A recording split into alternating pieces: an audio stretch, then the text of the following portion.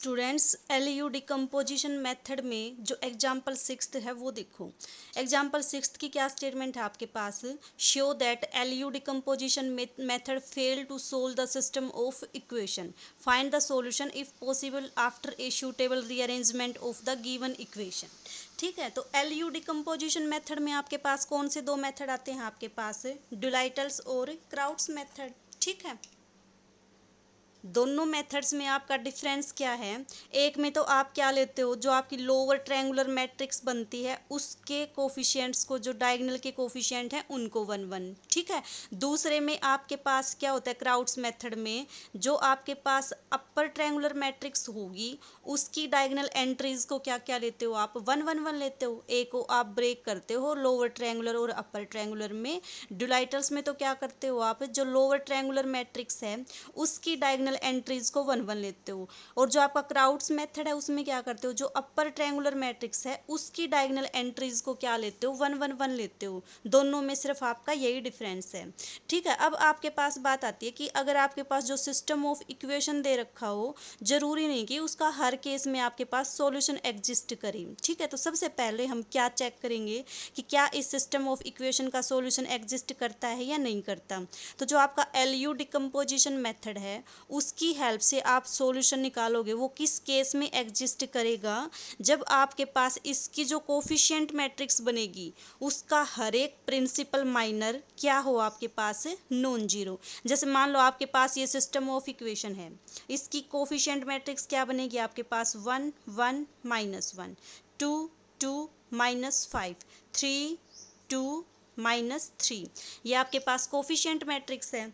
तो solution exist करने के लिए, एलयू डिकम्पोजिशन मेथड एग्जिस्ट करने के लिए आपके पास क्या कंडीशन होती है कि जो भी आपके पास ये मैट्रिक्स है इसके हर एक प्रिंसिपल माइनर क्या हो आपके पास, नॉन जीरो। प्रिंसिपल माइनर कैसे निकालते हो, इसके 3 प्रिंसिपल माइनर एग्जिस्ट करेंगे। एक तो आपका एग्जिस्ट करेगा 1 क्रॉस 1 का, दूसरा किसका एग्जिस्ट करेगा आपके पास 2 क्रॉस 2 का, और थर्ड प्रिंसिपल माइनर क्या होगा इसका 3 क्रॉस 3 का।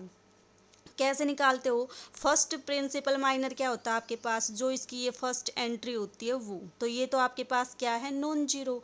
दूसरा जो प्रिंसिपल माइनर एग्जिस्ट करेगा आपके पास वो क्या होगा आपके पास, ये वाली जो मैट्रिक्स बनेगी ये आपके पास क्या बनेगी, सेकंड ऑर्डर प्रिंसिपल माइनर। तो ये आपके पास क्या है, 1 1 2 2। तो ये आपके पास क्या होना चाहिए, ये भी नॉन जीरो होना चाहिए।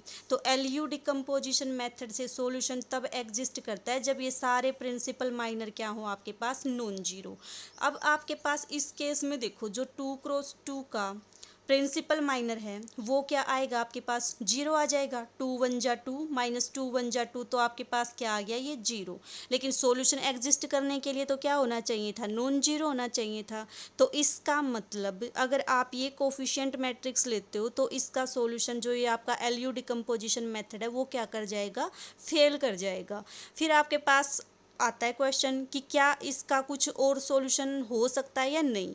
तो इसकी एक ही पॉसिबिलिटी है कि जब आप इनकी रीअरेंजमेंट कर दो, इक्वेशंस की रीअरेंजमेंट करने के बाद अगर आपके पास ये प्रिंसिपल माइनर नॉन जीरो आ जाए तो आप एलयू डिकम्पोजिशन मेथड को अप्लाई कर सकते हो। ठीक है, तो देखो अब आपके पास ये है आपका 2 1 जा 2 2 1 जा 2, लेकिन अगर ये आप ये वाली जो रो है आपकी उसको यहाँ ले आओ और इसको यहाँ ले आओ तो आपके पास यहाँ पे 3 आ जाएगा, यहाँ पे 2 आ जाएगा।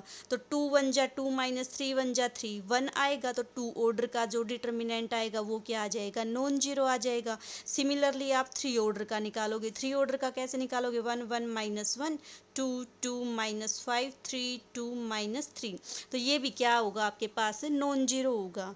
तो अगर आपके पास ऐसी कोई रीअरेंजमेंट पॉसिबल है जिससे कि आपके पास प्रिंसिपल माइनर्स क्या आ जाएं, नॉन जीरो आ जाएं, तो उस केस में आपका एलयू डिकम्पोजिशन मेथड अप्लाई हो सकता है। अगर आपका यहाँ भी मान लो 3 3 होता, 3 3 होता तो क्या एलयू डिकम्पोजिशन मेथड से सोल्व कर सकते थे आप इसको एलयू डिकम्पोजिशन मेथड से सोल्व नहीं कर सकते थे, क्योंकि चाहे कोई भी अरेंजमेंट कर लो आप, जो भी आपके पास ये 2x2 का प्रिंसिपल माइनर बनेगा वो तो क्या आएगा आपके पास, हर केस में 0 आएगा।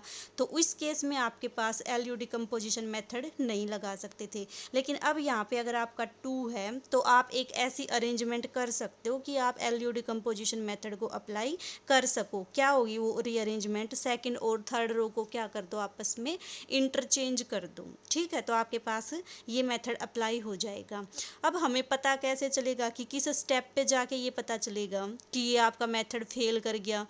तो देखो कैसे पता करोगे,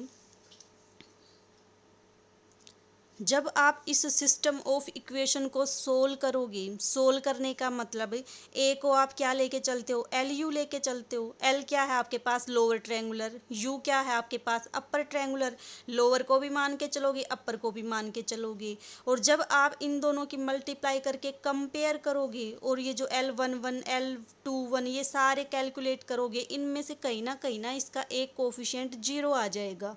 एक 0 आने के बाद जो फर्दर वाले इसके कोफिशिएंट है वो निकलेंगे नहीं। तो इसकी तरह से आप ये देखोगे कि इसका सॉल्यूशन एग्जिस्ट नहीं करेगा। ठीक है, तो फिर आप क्या करोगे, एक रीअरेंजमेंट करोगे और उसकी हेल्प से क्या करोगे, उसका सॉल्यूशन फाइंड आउट करोगे। ठीक है।